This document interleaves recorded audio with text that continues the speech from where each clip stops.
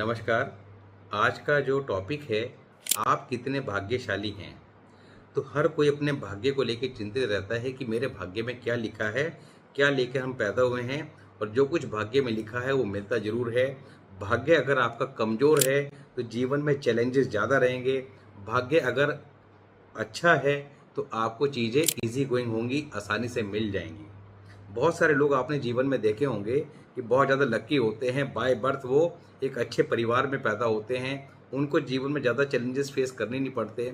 अपना पढ़ाई भी कर रहे हैं, पढ़ाई एवरेज भी रही तब भी उनको चिंता किसी प्रकार की नहीं। उनके बिजनेस पहले से सेट होते हैं तो वो बड़े होके अपने बाप दादा की गद्दी संभालते हैं, देन आगे उस कारोबार को संभालते हैं। तो ये क्या है, भाग्यशाली। डिपेंड करता है आप कितने हैं। तो आप 50%, 60%, 70%, 100% कितने भाग्यशाली हैं, तो ये आपका जन्म किस घर में हुआ है वो तय करेगा। कुछ लोग गरीब घर में पैदा होकर एक अच्छे पदों पर जाते हैं या अच्छा एक एम्पायर खड़ा करते हैं। यानी आपकी कुंडली के अंदर सक्सेस होने के योग तो थे, पैसा कमाने के योग तो थे, मगर भाग्य कमजोर था। तो जीवन के अंदर चैलेंजेस के बाद, मेहनत के बाद आपको वो चीज़ें मिली।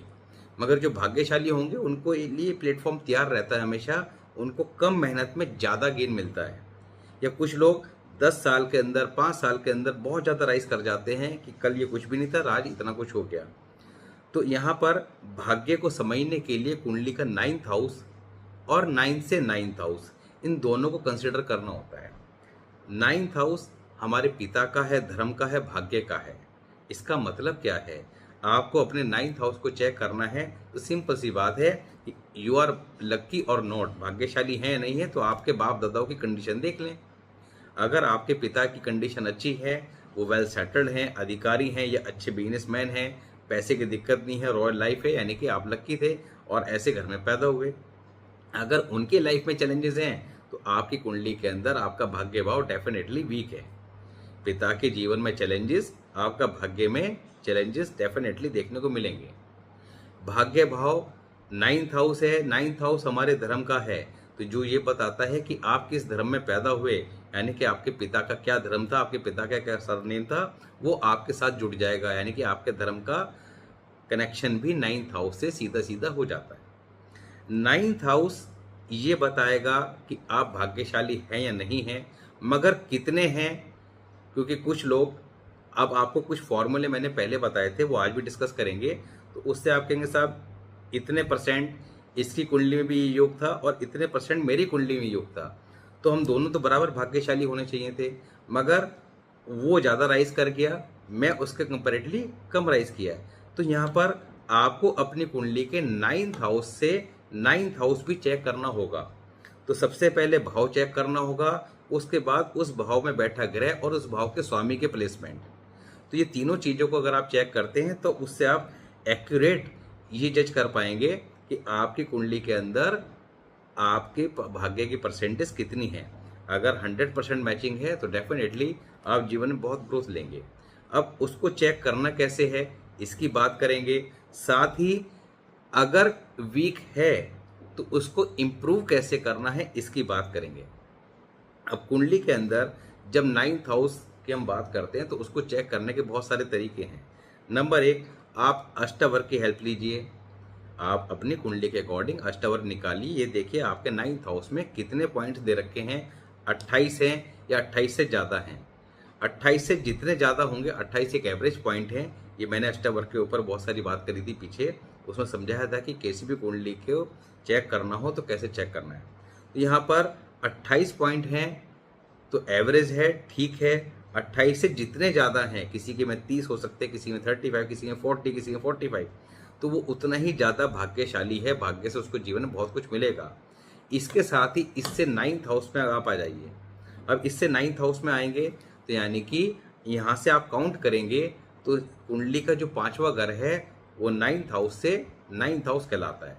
तो वो भी अगर 30 यानी कि 28 से ज़्यादा पॉइंट लेके बैठा है, डिपेंड करता है कितने ज़्यादा लेके बैठा हुआ है, तो यानी कि आप दोनों पॉइंट ऑफ व्यू से भाग्यशाली हो गए, यानी कि आप एक अच्छे खासे भाग्यशाली हो गए। तो अभी आप ये चेक करेंगे कि हम 60% भाग्यशाली तो तय हो गया, क्योंकि हमारी कुंडली का 9th हाउस भी स्ट्रॉन्ग था और 5th हाउस भी स्ट्रॉन्ग था। अब इसके बाद आप देखेंगे कि नाइन्थ हाउस में राशि कौन सी आ रही है। अब लेट फॉर एग्जाम्पल किसी व्यक्ति के कुंडली के अंदर कर्क राशि आ रही है। कर्क राशि यानी कि 4 नंबर की राशि, कैंसर साइन है नाइन्थ हाउस में। अब नाइन्थ हाउस में 4 नंबर की राशि है, उसका लॉर्ड कौन हुआ? चंद्रमा, मून। वो कुंडली में कहाँ बैठा है? अगर वो कुंडली के अंदर 6, 8, 12 भाव में बैठा है तो यहाँ पर चैलेंजेस जरूर देगा, स्ट्रगल जरूर देगा। अब हाउस तो स्ट्रांग थे, मगर उसका जो स्वामी था उसने चैलेंजेस क्रिएट कर दिए यहाँ पे। यानी कि आप ये मान के कर सकते हैं कि वहाँ पे 60% मिले थे, मगर यहाँ पर 20% नंबर माइनस में चले गए। तो अब कितना रह गया? 40%। तो यानी कि लाइफ के अंदर थोड़ा चैलेंजेस तो रहेंगे। भाग्यशाली फिर भी हैं, मगर भाग्य साथ तो देगा, मगर चैलेंजेस फिर भी रहेंगे, इतनी आसानी से नहीं मिलेगा। यहीं अगर नाइन्थ हाउस का लॉर्ड किसी अच्छे हाउसेस में बैठ गया, जैसे कि केंद्र स्थान हो गए या आपका त्रिकोण स्थान हो गए। त्रिकोण स्थान आपको पता ही है, कुंडली का फर्स्ट हाउस, नाइन्थ हाउस और फिफ्थ हाउस होते हैं, और केंद्र स्थान आपका first house, fourth house, seventh house, 10th house होते हैं। इनमें बैठ गया तो ज़्यादा अच्छी बात है। इसके अलावा कितने पॉइंट के साथ बैठा है इसको भी चेक कर लीजिएगा, यानी कि अष्टवर्ग में वो खुद कितने पॉइंट के साथ बैठा है, उसने भाग्य भाव को कितने पॉइंट दे रखे हैं। लेट फॉर एग्जाम्पल किसी का, अब जैसे कर्क राशि की बात करी तो कर्क राशि 4th हाउस में आती है। 4th हाउस का लॉर्ड क्या हो गया? सॉरी, कर्क राशि 9th हाउस में है। 9th हाउस का लॉर्ड 4th हाउस में बैठा है, वहां पे बैठा है वो 0 पॉइंट के साथ या 1 पॉइंट के साथ। अष्टवर्ग में उसको 1 या 2 पॉइंट मिले हैं, यानी वीक हो गया। अब उसने 9th हाउस में कितने पॉइंट दिए हैं इस बात को चेक करना होगा। 9th हाउस में उसने भी 1 या 2 पॉइंट दिए, तो यहाँ पे स्थिति और ज़्यादा खराब हो गई। वो यहाँ पर बैठा है 4th हाउस में, तो वो किस राशि में है? वो अपने मित्र ग्रह की राशि में है या शत्रु ग्रह की राशि में, इस बात को देखना होगा। और इसके साथ ही 9th हाउस में अगर कोई प्लैनेट बैठा है तो उसको भी देखना होगा। तो आपको कंक्लूजन निकालने के लिए इन चारों पांचों चीज़ों को देखना पड़ेगा। इसी हिसाब से डिसाइड होता है कि हर व्यक्ति, कुछ कम भाग्यशाली होते हैं, कुछ ज़्यादा होते हैं और कुछ बिल्कुल नहीं होते।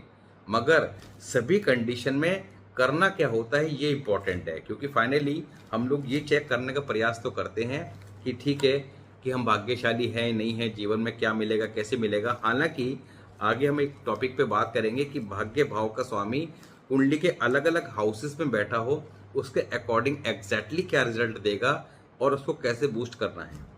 मगर फिलहाल जो है, केवल 9th हाउस की पावर को समझने के लिए आपको इन सब चीज़ों को ध्यान रखना है। अब 9th हाउस को पावरफुल करने के लिए क्या करना है?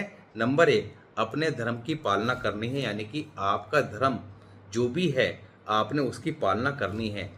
भगवान ने, ईश्वर ने आपको अगर मुस्लिम धर्म में भेजा है तो आपको उसकी पालना करनी है, हिंदू धर्म में भेजा तो उसकी पालना करनी है। ये नहीं है कि आपने इसको देखा तो आपने कहा साहब मैं तो मंदिर भी जाता हूँ, दूसरे ने कहा साहब मैं तो मस्जिद पे जाता हूँ। नहीं, जिसके लिए जिसको जहाँ स्थान दिया गया है उसको उसी को करना है। आपने ईश्वर की मर्जी के अकॉर्डिंग ही चलना है। सेकेंडली, दूसरा आपको क्या करना है? अपने बुजुर्गों का टेक केयर करनी है, ध्यान करनी है। पीपल का पेड़ कहीं दिख जाए उसकी सेवा करनी है। सेवा किस रूप में करनी है? जल चढ़ा देना है संडे को छोड़कर। जब ये काम हम ग्रेजुअली करना स्टार्ट करते हैं, अपने बुजुर्गों से विवाद नहीं करना है, क्योंकि जब 9th हाउस वीक होगा तो बुजुर्ग परेशान होंगे उस घर के। उनकी जितनी टेक केयर करेंगे ग्रेजुअली बूस्ट होता चला जाएगा। आपके जो हर्डल्स हैं वो ग्रेजुअली कम होते दिखाई देंगे।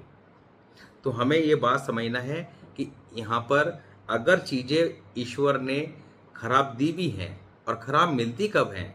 खराब मिलती तब हैं जब हम पिछले जन्म में कुछ खराब कार्य करके आए होते हैं, क्योंकि हमारी कुंडली हमारे पिछले जन्म के कर्मों के आधार पर तय होती है, जो हमारे इस जन्म के अंदर बताती है कि आपको क्या चैलेंजेस फेस करने पड़ेंगे।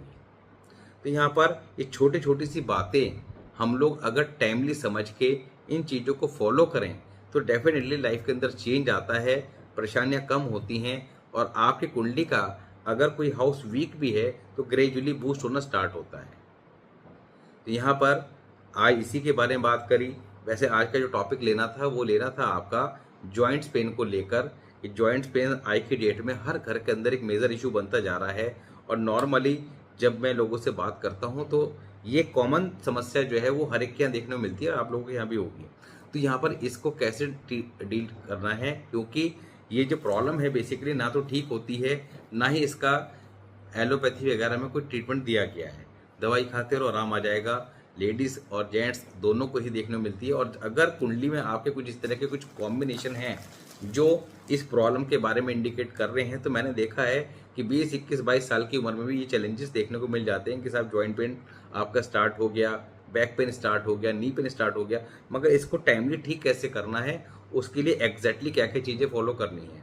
तो यहाँ पर पहले भी हमने बहुत सारी वीडियोस के अंदर चार्ट एनालिसिस किया हुआ है, वहाँ पे बताने का प्रयास किया है कि लगन, कुंडली, वर्षफल, साथ ही कुछ चीज़ें कॉमन रेमेडीज होती हैं उनको फॉलो करना। मगर ठीक है, कुंडली के बारे में आप नहीं जानते, वर्षफल के बारे में नहीं जानते, एटलीस्ट जो कॉमन रेमेडीज हैं उनको तो फॉलो करें। उनको करने से भी आपको लाभ अवश्य दिखाई देगा।